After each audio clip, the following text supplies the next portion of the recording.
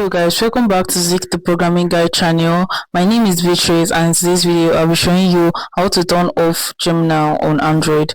You know all those new phones that are being released and are being updated, the software are being updated. Is just this new feature of your Gemini actually popping up when you long press your side key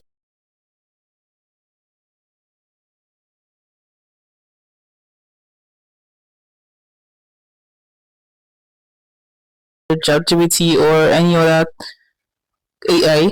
So, but some people find it really creepy and annoying sometimes.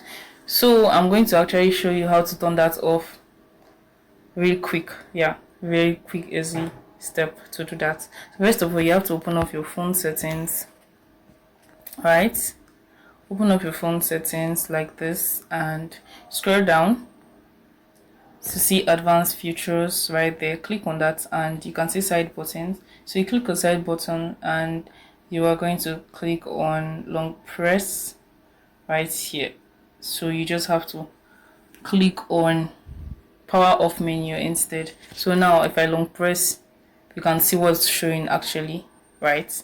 So you have actually disabled that Gemini from actually popping up when you long press your side button. Yeah, actually. So the next step, you have to search for Gemini and click on Gemini settings right here. So it's going to bring up this.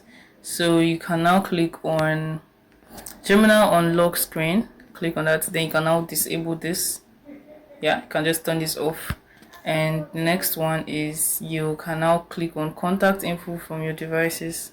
Okay, you don't need to do that because I've actually disabled that from there. So this is actually how to disable it. So after this step, you have to go disable your Gemini app like this. Just disable it and voila, it's up. Even if I long press my side key, it's not going to bring up Gemini again.